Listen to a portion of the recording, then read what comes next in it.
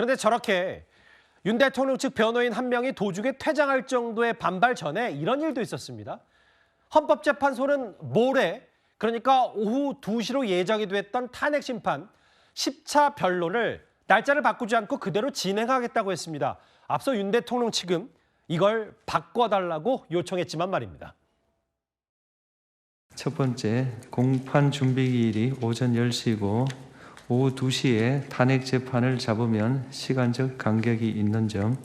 둘째, 변론 기일에는 당사자, 재판부, 증인 일정을 모두 고려해야 하는데 재판부가 주 4일 재판을 하고 있고 증인 조지호에 대하여 구인영장 집행을 촉탁하는 점.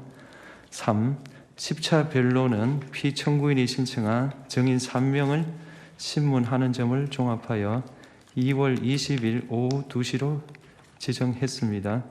양 당사자 측에서는 이러한 점을 널리 양해해 주시기 바랍니다. 다음 기일 지정과 관련해서 의견을 간단하게 좀 드리겠습니다. 저희들이 다음 기일을 거부하거나 이런 차원의 문제가 아니고 다음 기일이 형사사건 변론 준비와 구속 취소 청구에 대한 신문기일입니다. 저희들이 준비해 놓은 내용들이 많아서 재판을 부득이 참석하지 못할 사유가 발생할 수 있어서 미리 말씀을 드리면서 가능하면 시간을 좀 조정해 주실 수 있는지 다시 한번 좀 의논을 해 주십사고 말씀을 드립니다. 네, 의논해 보겠습니다.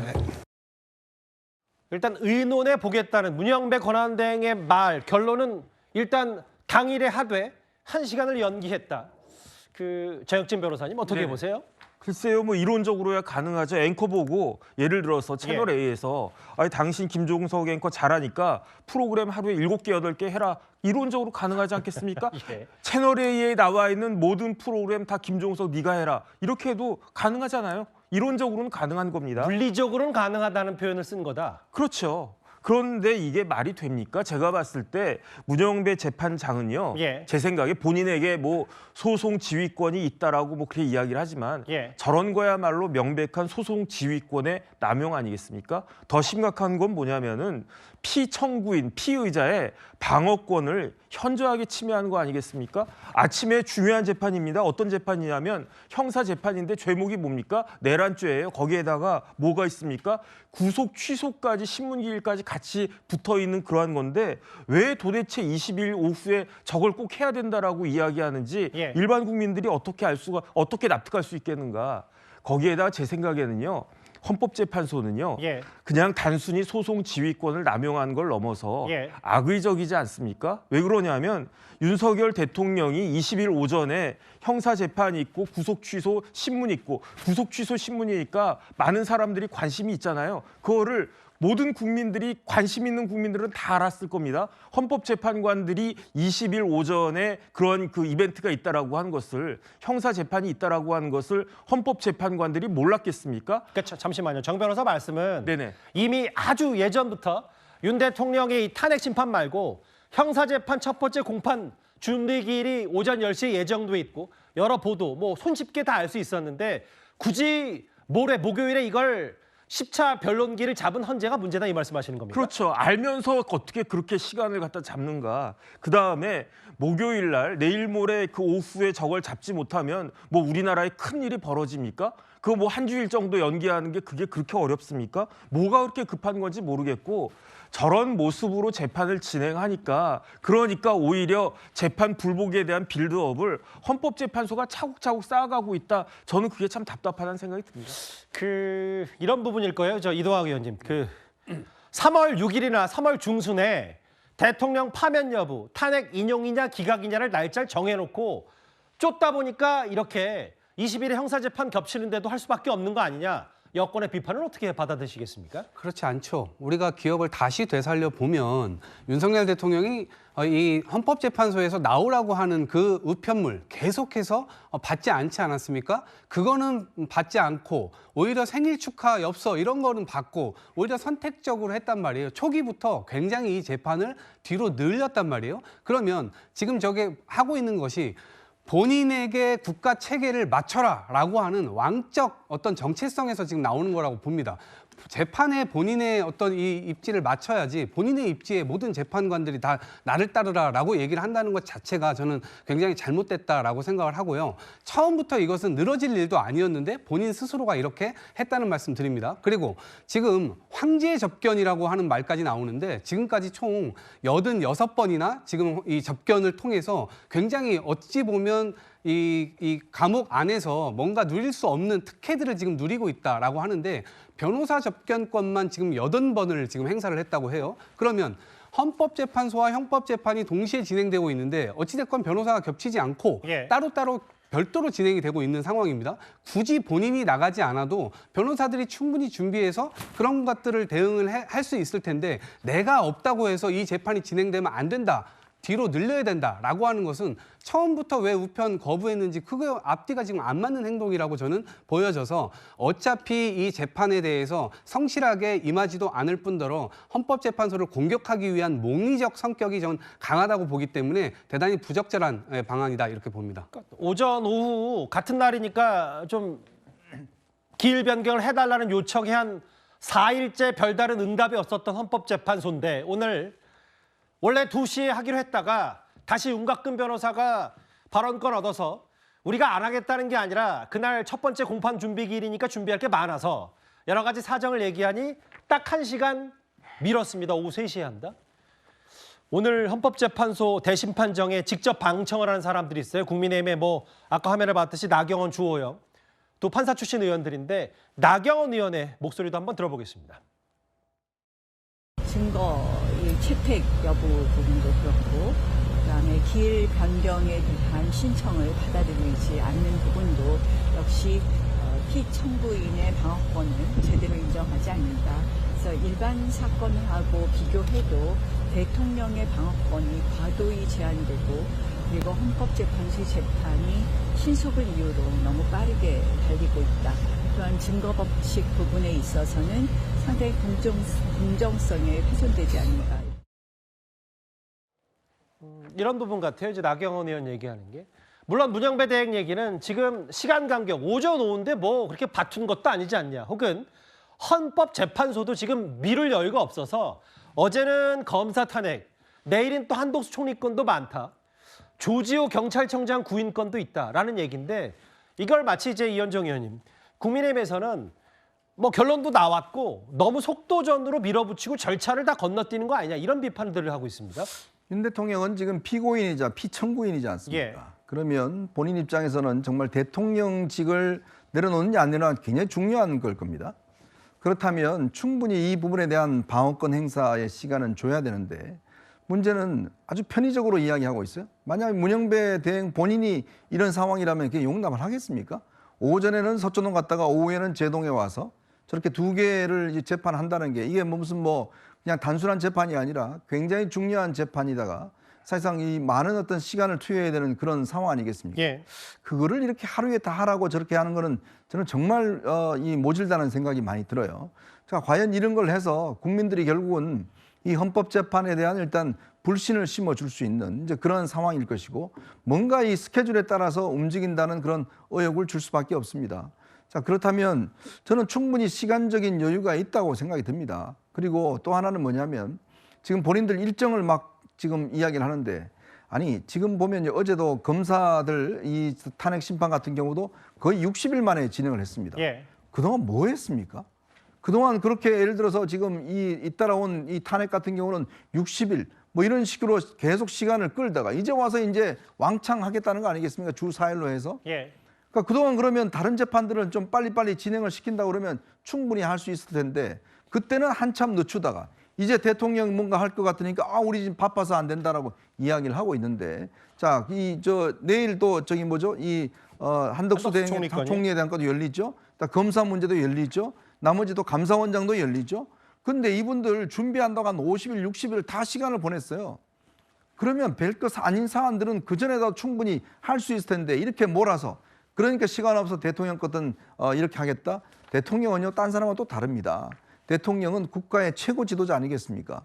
그 사람을 탄핵하는 문제를 다른 사람과 비슷하게 한다고 바쁘다고 안 한다? 예. 저는 그거보다는 대통령 우선 한다고 그러면 다른 재판은 늦추더라도 대통령에 충분히 방어권을 주는 것은 헌재 오히려 국민적 신뢰성을 높이는 저는 계기가 될 수가 있다는 생각이 듭니다. 이 부분이에요. 그러니까 이쯤 됐을 때 3시로 미뤄졌다. 한덕수, 홍장원, 조지호 증인으로 채택돼 있고 그러면 3시, 5시, 7시 이런 순이겠죠. 다음 주로 미뤄달라 그러는데 헌재가 받아들이지 않았으면 다음 주 변론 기일은 일단 불투명해 보이고 안 할 수도 있고 이렇게 되면 3월 중순에 대통령 탄핵 심판 선고가 변수가 없으면 진행이 되는지. 근데 이 부분입니다. 저 김진욱 대변인. 조지호 경찰청장의 입, 증언 이걸 상당히 윤 대통령 측이 주목했는데 조지호 전 경찰청장이 나올지 말지 아직 잘 모른다면서요. 그러니까 본인은 지금 건강상의 이유를 들고 있습니다. 근데 아직 지금 이번 내일 모레 변론 기일에 10차 변론 기일에 출석할지 여부 이 부분에 대해서도 아직은 확정적이지 않은 것 같습니다. 예. 그러나 지금 아무리 건강상의 이유가 있다 하더라도 예. 저는 이 조지호 경찰청장이 고위공직자의 공무원에 있었다면 이 국민들의 앞에서 최대한 본인이 겪었던 경험했던 사실들을 진실적으로 말하는 것이 마지막 고위공직자의 소명이 아닐까라는 생각을 해봅니다. 물론 굉장히 건강이 안 좋으신 상황이라고는 알고 있습니다만 그럼에도 불구하고 예. 본인이 지난 12월 3일 날 밤에 가장 결정적인 역할을 했고 또 대통령과의 많은 통화 내용 또 여인영 방첩사령관과의 통화 이런 것들에 지금 중심에 있는 인물 아닙니까? 그리고 이 검찰의 수사까지 다 받은 상황이기 때문에 그 내용들에 대해서 증언을 해주는 것이 중요하다. 지금 조지호 경찰청장에 대해서는 이 국회 측과 또 윤석열 대통령 측 양측에서 모두 증인으로 이제 채택을 한 상황이기 때문에 예. 각자 서로에게 듣고 싶은 얘기들이 있을 겁니다. 그리고 만약에 이 부분이 이 조지호 청장이 만약에 정말로 윤석열 검찰에서 조사했던 내용에 대해서 부인한다면 예. 윤석열 대통령이 굉장히 유리한 상황으로 전개되는 거 아닙니까? 그렇다면 어떤 쪽이 저는 지금 예단할 수는 없습니다만 조지호 경찰청장이 반드시 출석을 좀 하는 것이 바람직하다 이런 생각하고요. 조지호 경찰청장에 대해서 피의자 신문 조서에서 나왔던 내용들에 대해서 확인할 수 있는 마지막 시간이 아닐까라는 생각이 듭니다. 그러니까 이제 검찰에서는 아마 조지호 경찰청장이 대통령의 체포 지시를 받았다는 취지로 얘기한 것 같은데 이거를 본 탄핵 심판에서 얘기해야 국회 측 힘이 실리는데 일단 건강상 이유 사유서를 접수했고 아마 조지호 경찰청장이 내일 증인으로 안 나올 가능성이 꽤 높아 보여요. 그런데 저희가 앞서 봤던 두 가지 흐름은 윤 대통령 측의 강한 반발. 첫 번째, 왜 검찰 조서를 탄핵 심판에 곧바로 증거로 채택하냐. 두 번째, 우리가 날짜를 좀 바꿔달라고 했는데 이걸 왜 받아주지 않느냐. 이 부분일 텐데요. 오늘 이런 장면이 있었습니다. 또 하나. 정혁진 변호사님. 네네. 대통령이 헌법재판소까지 왔다가 다시 서울구치소로 복귀했습니다. 이런 장면 보신 적 있으세요? 글쎄요, 저는 이렇게 원래 대통령이 저렇게 하는 것 장면 자체가 처음 아니겠습니까? 예. 그런데 제가 어떻게 밖에 볼 수 있었겠습니까? 그런데 제가 곰곰이 생각을 해보니까 예. 윤석열 대통령은 만에 하나의 상황을 생각한 것이 아닌가 그런 생각이 듭니다. 예컨대 헌법재판소에 와가지고 어차피 오늘은 증인신문도 없었고 예. 특별하게 할 일이 없을 것이다라고 예측은 했었던 것 같은데 저도 그런 예측을 했었거든요. 그런데 만약에 헌법재판소에서 어떻게 구체적인 그런 일정이 진행될 수도 있을 수 있으니까 그런 가능성을 생각하고 일단은 헌법재판소에 출석을 한 것으로 보이는데 예. 그런데 많은 사람 예상대로 오늘은 특별하게 진행된 게 없었으니까 그러니까 다시 구치소로 돌아간 것이 아닌가 싶습니다. 시간대별로 볼게요. 원래 오늘 2시에 9차 변론기일이 예정이 돼 있었고 헌법재판소에 1시간 반 전에 도착을 했는데 1시간 30분 동안 헌재에 머물렀다가 다시 구치소로 돌아갔다.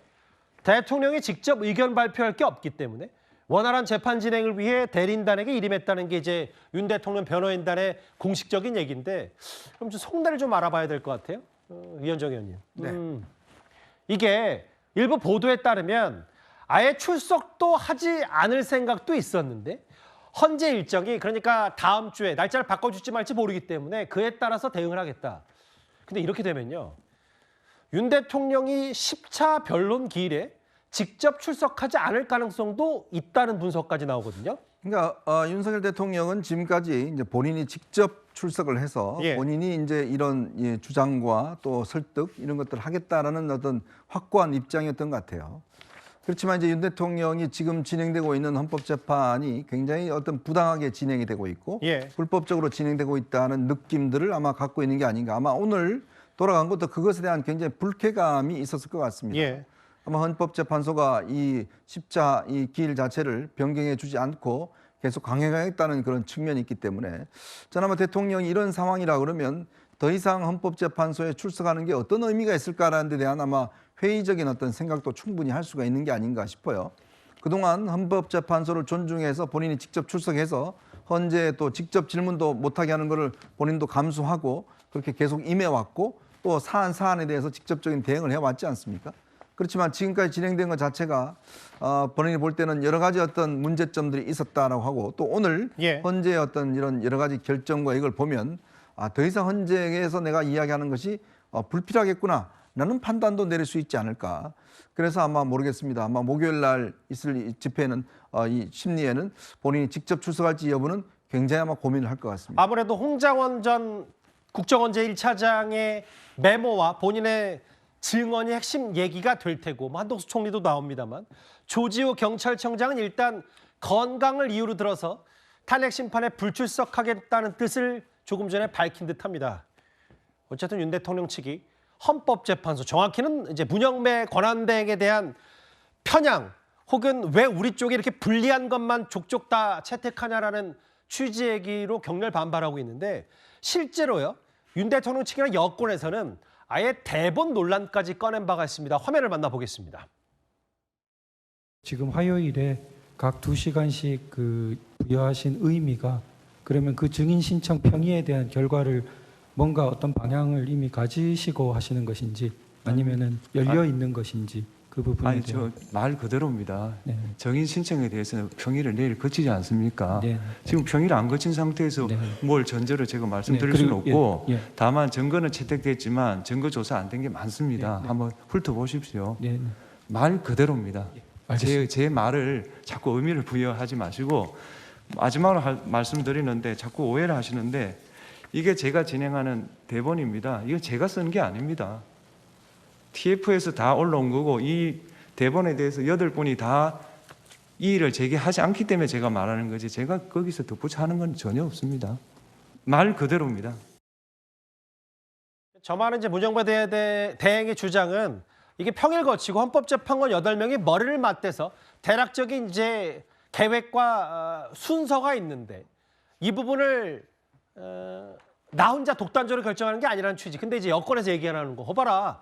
대본 있는 거 아니라 다 결정된 거 아니냐. 여권에서 이런 공격까지 나오는 것 같아요.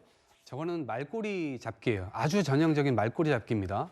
지금 예를 들면 국회에서 회의할 때 상임위 위원장이 대본 들고 읽습니다. 그거요. 국회 이 보좌관들이 다 써주는 겁니다. 시스템에 의해서 하는 것이기 때문에 그렇습니다. 국회 본회의장에서 국회의장이든 국회 부의장이든 의장 역할을 할 때 밑에서 써준 거 갖고 읽는 겁니다. 실수하지 않게 하기 위해서 그렇게 하는 겁니다. 헌법재판관 역시 마찬가지일 겁니다. 예. 그 시스템에 의해서 합리적으로 서로 도출된 그런 안을 가지고 기본적 바탕으로 저걸 대본으로 받는 겁니다. 그렇기 때문에 자의적으로 저걸 진행하는 것이 아니라 이미 시스템에 의해서 저걸 진행하는 것이고 그걸 대본이라는 말로 표현을 한 것인데 마치 저것이 아바타인 거 아니냐, 누군가로부터 뒤에서 조정당하는 거 아니냐, 이게 얼토당토 않은 그런 주장들을 지금 하고 있는 것으로 보여져요. 예. 아까 제가 말씀드렸던 기본적으로 목리를 부리고 있는 것이기 때문에 그 목리적 성격의 또 일환으로 저는 보여지고요. 그렇게 지금 헌법재판소 혹은 달을 가리키고 있는 저 손가락이 잘못됐다라고 하는 측면으로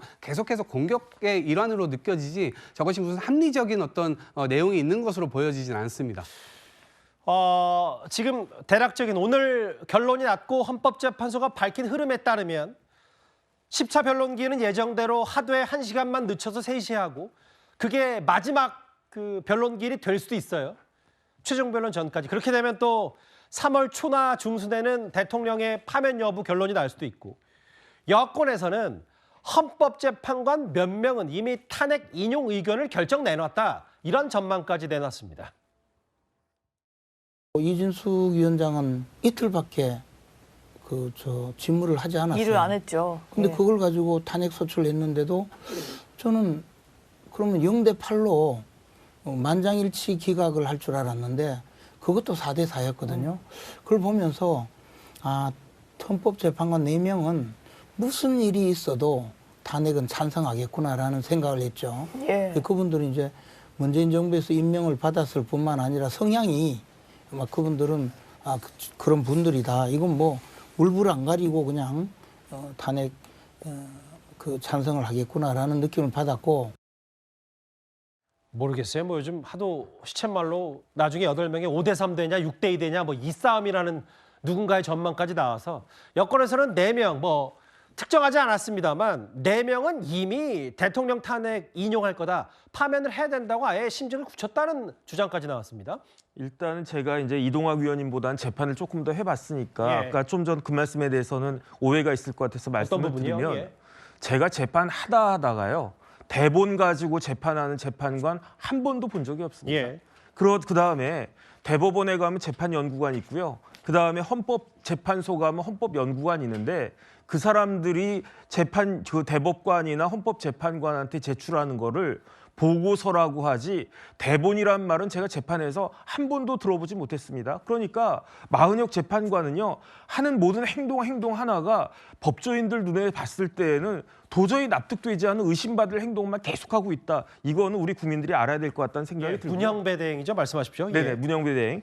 그다음에 사실은 이진숙 그 방통위원장 관련해가지고 예. 탄핵되어야 된다라고 한 사람이 4명 있었어요. 예. 그런데 그 사람들이 윤석열 대통령 탄핵을 기각시키겠다고 볼 수 있겠습니까? 그러니까 일반적으로 그 성향에 딱 봤을 때 무조건 4명은 탄핵을 인용할 것이다라고 생각이 되는 거고 나머지 이진숙 방통위원장에 대한 탄핵을 기각시켰던 4명 중에서 예. 과연 몇 명이나 윤석열 대통령에 대해서 탄핵을 기각할 수 있을 것인가 그게 관건이 되는데 결국 문제는 누구냐면 마은혁 후보 아니겠습니까? 마은혁 후보자가 선출은 됐지만 아직 임명이 되지는 않았는데 예. 만약에 변론이 종결된 다음에 그 다음에 마은혁 후보가 임명이 되면 마은혁 후보자가 임명이 되면 예. 그렇다고 하더라도 마은혁 후보자는 결정에 참여할 수가 없습니다. 왜냐하면 변론이 종결이 됐기 때문에 예. 재판이 다 끝난 다음에 그때 헌법재판관 임명된다고 한들 그게 되겠습니까?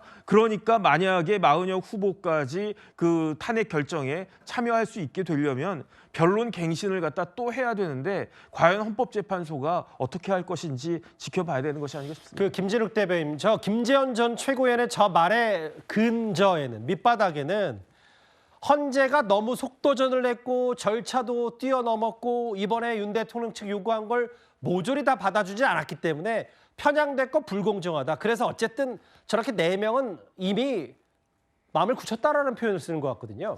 저것이 국민의힘의 어떤 프레임이 아닐까 싶습니다. 예. 헌법재판소는 이미 편향성을 가지고 있고 불공정으로 졸속적으로 재판을 진행하고 있기 때문에 어떠한 상황이 생기더라도 윤석열 대통령을 탄핵 인용할 것이다라는 그런 생각을 가지고 말씀을 하시는 게 아닌가 싶습니다. 예. 보수적인 입장을 가질 수도 있고 진보적인 입장을 가지고 계시는 이 헌법재판관들이 계시는데 진보적이면 무조건 인용이고 또 보수적이면 무조건 기각입니까? 저는 그렇게 판단하지 않습니다.